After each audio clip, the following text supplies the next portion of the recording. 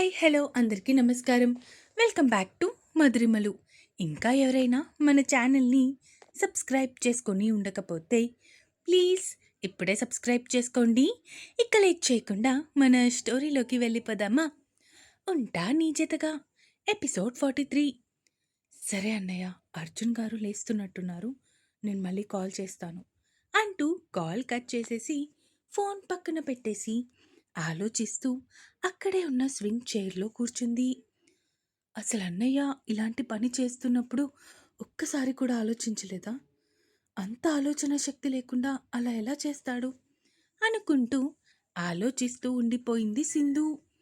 ఎంతలా ఆలోచనలో మునిగిపోయింది అంటే అర్జున్ వచ్చి తన ఎదురుగా ఉన్న ఇంకొక చైర్లో కూర్చున్నా కూడా అది తనకి తెలియలేదు. అంతలా ఆలోచిస్తూ ఉండిపోయింది సింధు. సింధు, ఏమైంది? దేని గురించో ఆలోచిస్తున్నట్టున్నావు? అదేంటో కొంచెం మాకు కూడా చెప్తారా? అడిగాడు అర్జున్ నవ్వుతూ. ఏం లేదు అర్జున్ అంటూ తన చైర్లో నుంచి లేచి అర్జున్ వడిలో కూర్చుంది. ఏమీ లేకుండా ఇలా ఉండవు, చెప్పు ఏమైంది? అడిగాడు అర్జున్ లాలనగా. అది అది నేను ఒక తప్పు చేశాను అర్జున్, అంది సింధు. ఏంటది? ఆ రోజు రూమ్ కార్డ్ మారడానికి కారణం నేనే, అంది సింధు తల కిందకి దించుకొని. సింధు, ఏం మాట్లాడుతున్నావో నీకైనా అర్థమవుతుందా? అడిగాడు అర్జున్. జోక్ చేసే టైం కాదు సింధు ఇది, అన్నాడు అర్జున్ సీరియస్గా. లేదు అర్జున్, నేను నిజంగా చెప్తున్నాను. నేనేమీ జోక్ చేయడం లేదు. ఆ రోజు నువ్వు రూమ్కి కార్డ్ మారడానికి రీజన్ నేనే నేనే అది రిషి అన్నయ్యకి ఇచ్చాను. అప్పట్లో నేనెక్కడ పని చేసేదాన్ని కదా, మర్చిపోయావా? అడిగింది సింధు నెమ్మదిగా భర్త వైపు చూస్తూ. ఎందుకు చేశావు? బలంగా తన భుజాలని పట్టుకొని అడిగాడు. నీకోసమే. నువ్వు నాకు తెలీదు అని చెప్పింది అబద్ధం. నువ్వెవరో నాకు ముందే తెలుసు.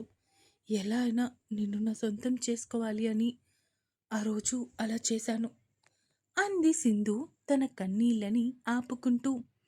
సింధు, మళ్ళీ మళ్ళీ చెప్తున్నాను, ఇది జోక్ చేసే టైం కాదు. నిజం చెప్పు, రెట్టించి అడిగాడు. నిజం అర్జున్, ఈ విషయంలో నేనెందుకు అబద్ధం చెప్తాను? యాక్చువల్లీ జరిగిన విషయం మొత్తం రిషి అన్నయ్యకి తెలుసు. మొన్ననే తెలిసింది. కానీ నీకు చెప్పొద్దు అని అన్నయ్య దగ్గర నేను మాట తీసుకున్నాను. అందుకే అన్నయ్య ఇందాక టెన్షన్ పడ్డాడు, అంది సింధు. సింధుని తన ఒడిలో నుంచి పైకి లేపి నిలబెట్టి, మర్యాదగా లాస్ట్ టైం అడుగుతున్నాను, ఇదంతా అబద్ధం అని చెప్పు. లేదంటే దాని కాన్సిక్వెన్సెస్ తర్వాత నువ్వు అస్సలు ఫేస్ చేయలేవు సింధు, అంటూ చెప్పడంతో తన కళ్ళని బలంగా మూసుకొని గట్టిగా శ్వాస తీసుకొని వదిలి, నేను చెప్తుంది నిజమే అర్జున్ అంటూ చెప్పిన మరుక్షణం అర్జున్ కొట్టిన ఫోర్స్కి ఇందాక తను లేచిన కుర్చీలో పడింది సింధు. నీ మొహం నాకు చూపించుకు అంటూ భార్య వైపు చూడకుండానే చెప్పి అక్కడి నుంచి వెళ్ళిపోయాడు అర్జున్. వెళ్తున్న భర్త వైపే చూస్తూ ఉండిపోయింది సింధు. అర్జున్ కొట్టిన దెబ్బకి తల మొత్తం గిర్రున తిరుగుతూ ఉంటే తల పట్టుకొని అక్కడి నుంచి మెల్లగా లేచి లోపలికి వెళ్ళింది.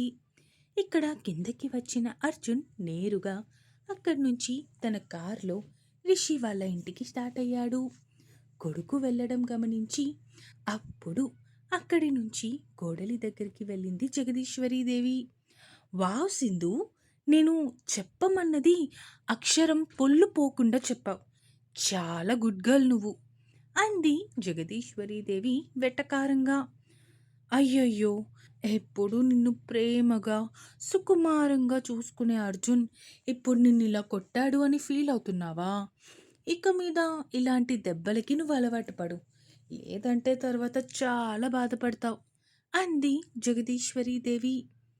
నేను చెప్పింది చెప్పినట్టు వినడమే ఇక నుంచి నీ వంతు, అర్థమైందా? ఇంకొకసారి నా ముందు తోక జాడించాలి అని చూస్తే చెప్పాను కదా ఇందాక ఏం జరుగుతుందో.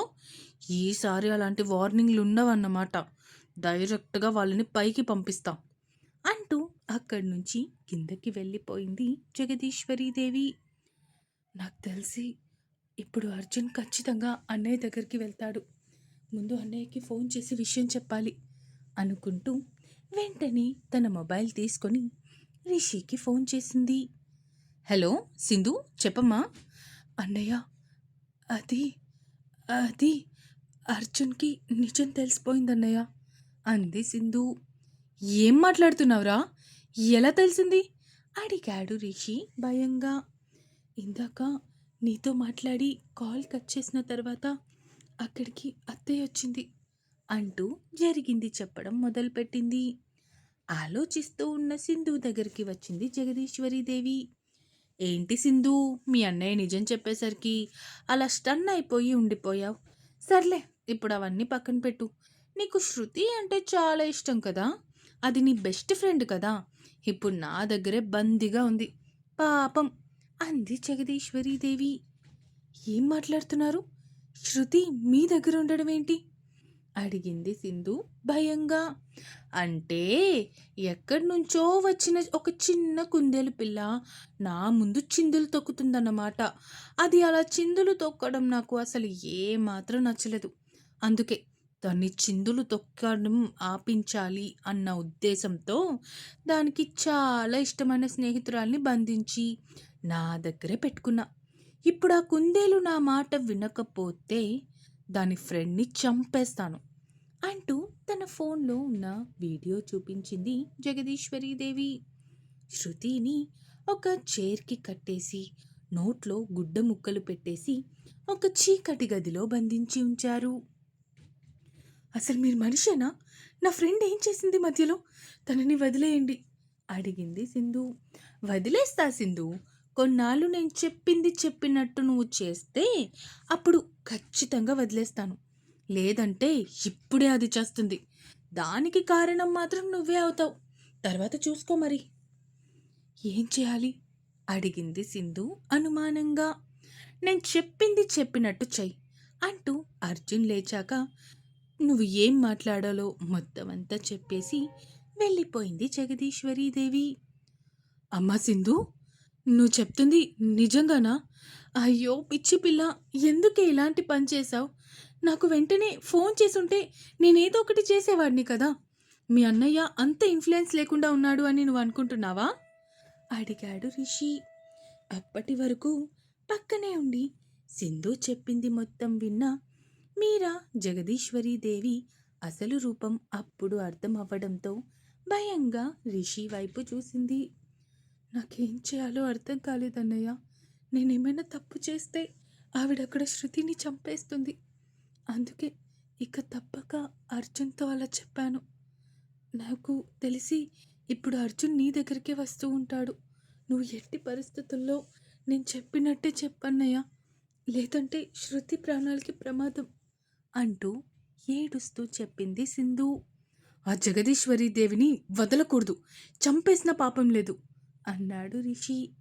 అన్నయ్య, నేను మళ్ళీ కాల్ చేస్తాను అంటూ కాల్ కట్ చేసేసి శృతి కోసం ఏడుస్తూ కూర్చుంది సింధు. ఇక్కడ సింధు కాల్ కట్ చేసిన ఒక 5 నిమిషాలకి అక్కడికి వచ్చాడు అర్జున్. ఎరా, అది అలాంటి పని చేసినప్పుడు వెంటనే నాకు చెప్పడం తెలీదా? నీకు తెలిసిన తర్వాత ఇన్నాళ్ళు అది బంగారం అనుకుని నెత్తిన పెట్టుకొని చూసుకున్నాను కదరా, కానీ ఇప్పుడు దాన్ని చూస్తేనే నాకు అసహ్యం వేస్తుంది అన్నాడు అర్జున్. అర్జున్, జరిగిందేదో జరిగిపోయిందిరా. సింధు మంచి అమ్మాయి కదరా, తను చేసింది మర్చిపోరా అంది మీరా. మీరా, ఏం మాట్లాడుతున్నావో నీకైనా అర్థమవుతుందా? చాలా పెద్ద తప్పు చేసిన దానికి ఏమీ తెలుసుకోకుండా దాన్ని ప్రేమించి చాలా పెద్ద తప్పు చేశాను. ముందు నిన్ను తన్నాలి. అది ఎలాంటి దయం తెలిసిన తర్వాత కూడా దాన్ని చెల్లి అని ఎలా అనుకుంటున్నావురా అడిగాడు అర్జున్ రిషి కాలర్ పట్టుకొని. రిషికి నోటి చివరి వరకు వచ్చింది జరిగిన విషయం చెప్పడానికి. కానీ శృతి ప్రాణాల గురించి ఆలోచించి ఆ క్షణానికి సైలెంట్గా ఉండిపోయాడు రిషి కూడా. ఇంటికి వెళ్ళాలి అంటేనే అసహ్యం వేస్తుంది, అది చేసిన తప్పు తెలిసిన దగ్గర నుంచి అన్నాడు అర్జున్ అసహనంగా. ఏమీ మాట్లాడకుండా సైలెంట్‌గా ఉండిపోయారు మీరా, రిషి ఇద్దరూ. ఇక చాలాసేపు అక్కడే ఉండిపోయి రాత్రికి జగదీశ్వరీదేవి ఫోన్ చేయడంతో ఇక ఇంటికి స్టార్ట్ అయ్యాడు అర్జున్. రేయ్! పాపంరా సింధు. ఇప్పటివరకు జగదీశ్వరీదేవి ఆంటీ ఒక్కరితోనే ప్రాబ్లం. కానీ ఇప్పుడు అర్జున్ తనని అసహ్యించుకుంటున్నాడురా. ఇన్నాళ్ళు ప్రేమని పంచినవాడు ఇప్పుడొక్కసారిగా కోపాన్ని, ద్వేషాన్ని పంచబోతున్నాడు. అది సింధు తట్టుకోలేదేమో అనిపిస్తుందిరా అంది మీరా. ఇప్పుడు సింధు జీవితంలో బ్యాడ్ టైం నడుస్తుంది. అది ఎంతకాలమో నాకు కూడా అర్థం కావట్లేదు. అసలు ఆ జగదీశ్వరీదేవికి ఏం పోయే కాలమే? సంతోషంగా ఉన్న వీళ్ళని నాశనం చేయడానికి తనకి చేతులు ఎలా వచ్చాయి? సింధు కలలో కూడా ఇంకొకరికి అపకారం చేయాలి అనుకోదే. అలాంటి దాన్ని ఆవిడ అంత బాధ పెడుతుంది. పైగా ఇప్పుడు కడుపుతో ఉంది. అది తెలిసిన తర్వాత కూడా అది ఆడదే కాదే. ఆ మాత్రం అర్థం కావట్లేదా దానికి? అన్నాడు రిషి బాధగా. ఇప్పుడేం చేద్దాం? అది ఆలోచించరా? జరిగిన దాని గురించి ఆలోచిస్తూ ఉండిపోతే జరగాల్సిన విషయం కూడా మారిపోయే అవకాశం ఉంది అంది మీరా. లేదు, ఇప్పుడు నేను ఈ నిర్ణయం తీసుకుంటే కానీ సింధు జీవితం బాగుపడదు అనుకుంటూ ఒక నిర్ణయానికి వచ్చిన వాడిలా వెంటనే తన ఫోన్ తీసుకొని ఎవరికో కాల్ చేశాడు. ఇంకా ఉంది. ఇంతకీ ఇప్పుడు రిషి ఎవరికి ఫోన్ చేసినట్టు? అర్జున్ ఇంటికి వెళ్ళాక సింధుని ఎలా రిసీవ్ చేసుకుంటాడు? చూద్దాం నెక్స్ట్ ఎపిసోడ్లో. ఈ ఎపిసోడ్ ఎలా అనిపించిందో కామెంట్స్ రూపంలో తెలియజేస్తారు అని కోరుకుంటున్నాను. అలాగే సబ్స్క్రైబ్ చేసుకోవడం మాత్రం మర్చిపోకండి. ఇక ఉంటాను. Bye bye.